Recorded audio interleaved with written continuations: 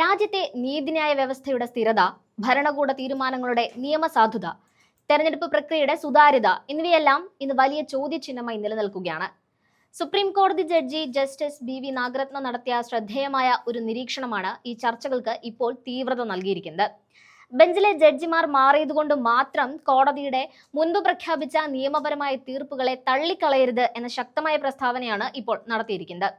ഒരേ കോടതിയുടെ വ്യത്യസ്ത ബെഞ്ചുകൾ മുൻപ് പ്രഖ്യാപിച്ച നിയമപരമായ തത്വങ്ങൾ ആ ബെഞ്ചിന്റെ ഘടനയിൽ മാറ്റം വന്നതുകൊണ്ട് മാത്രം തള്ളിക്കളയുന്നത് ഒഴിവാക്കണമെന്ന് ജസ്റ്റിസ് നാഗരത്ന നിരീക്ഷിച്ചു. ഇത്തരത്തിൽ മുൻ തീരുമാനങ്ങൾ തള്ളിക്കളയുന്നത് നിയമപരമായ സ്ഥിരതയുടെ അടിസ്ഥാന തത്വങ്ങൾക്ക് വിരുദ്ധമാണെന്നും ഇത് നീതിന്യായ വ്യവസ്ഥയുടെ വിശ്വാസ്യതയെ ബാധിക്കുമെന്നും അവർ കൂട്ടിച്ചേർത്തു.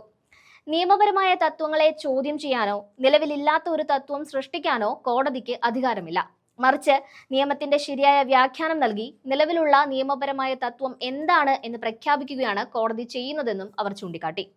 ഒരു സ്ഥാപനം എന്ന നിലയിൽ സുപ്രീം കോടതിയുടെ നിയമപരമായ തീർപ്പുകൾക്ക് എല്ലായ്പ്പോഴും ഒരേ നിലയും മൂല്യവും ഉണ്ടാകേണ്ടത് അനിവാര്യമാണെന്നും ജസ്റ്റിസ് നാഗരത്ന അഭിപ്രായപ്പെട്ടു.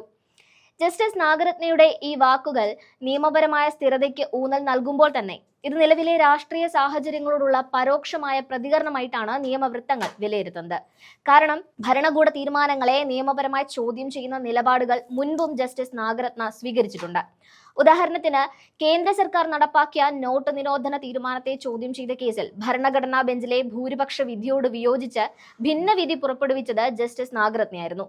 നോട്ട് നിരോധനം നിയമം വഴി നടപ്പാക്കുന്നതിന് പകരം ഗസറ്റ് വിജ്ഞാപനം വഴി ചെയ്തത് നിയമപരമായി തെറ്റാണ് എന്നായിരുന്നു അവരുടെ സുപ്രധാനമായ നിരീക്ഷണം. കൂടാതെ സർക്കാർ പരസ്യങ്ങളിൽ രാഷ്ട്രീയ നേതാക്കളുടെ വ്യക്തിഗത ചിത്രങ്ങൾ ഉപയോഗിക്കുന്നതിനെ കുറിച്ചുള്ള അവരുടെ വിമർശനാത്മക നിലപാടും ഈ പശ്ചാത്തലത്തിൽ ശ്രദ്ധേയമാണ്. ഇതിനോട് ബന്ധിപ്പിച്ച് തന്നെ സ്പെഷ്യൽ ഇന്റൻസീവ് റിവിഷൻ അഥവാ SIR പ്രക്രിയയുടെ നിയമസാധുത ചോദ്യം ചെയ്തുള്ള ഹർജികൾ സുപ്രീം കോടതിയുടെ വ്യത്യസ്ത ബെഞ്ചുകൾ പരിഗണിച്ചപ്പോൾ കോടതിയുടെ സമീപനത്തിൽ കാതലായ മാറ്റങ്ങൾ ഉണ്ടായില്ലെങ്കിലും ബെഞ്ചുകളുടെ ഊന്നലുകൾ വ്യത്യാസപ്പെട്ടിരുന്നു. ജസ്റ്റിസ് BR ഗവായ് ഉൾപ്പെട്ട ബെഞ്ച് ഇലക്ഷൻ കമ്മീഷന്റെ നിയമപരമായ അധികാരത്തെ അംഗീകരിക്കുകയും എന്നാൽ നടപടിക്രമങ്ങളിൽ സുതാര്യത ഉറപ്പാക്കണമെന്ന് ആവശ്യപ്പെടുകയും ചെയ്തിരുന്നു.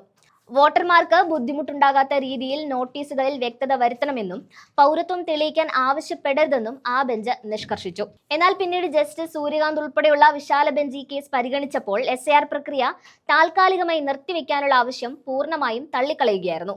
ഈ പ്രക്രിയ വോട്ടർ പട്ടിക ശുദ്ധീകരിക്കുന്നതിനുള്ള പതിവ് നടപടി മാത്രമാണെന്നും ഇത് ദേശീയ പൗരത്വ രജിസ്റ്റർ ഉണ്ടാക്കാനുള്ള ശ്രമമല്ല എന്നും കോടതി വ്യക്തമാക്കി.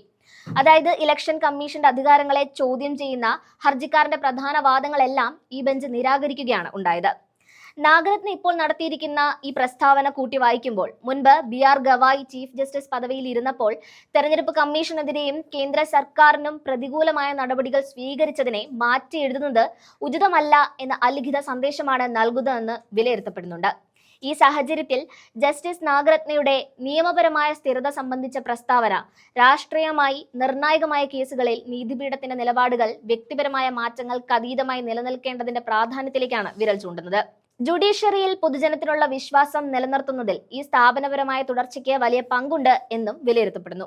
അതുകൊണ്ട് ജസ്റ്റിസ് നാഗരത്ന ഒരു രാഷ്ട്രീയ പാർട്ടിക്കെതിരെ നേരിട്ട് സംസാരിക്കുന്നില്ലെങ്കിലും ഭരണകൂടത്തിന്റെ നയങ്ങളെ നിയമപരമായി ചോദ്യം ചെയ്യുന്ന അവരുടെ നിലപാടുകളും കോടതിയുടെ സ്ഥിരതയെക്കുറിച്ചുള്ള ഈ പ്രസ്താവനയും നിലവിലെ രാഷ്ട്രീയ നിയമപരമായ സാഹചര്യങ്ങളെ അഭിമുഖീകരിക്കുന്ന ഒരു ശക്തമായ സന്ദേശമായിട്ടാണ് നിയമലോകം കണക്കാക്കുന്നത്.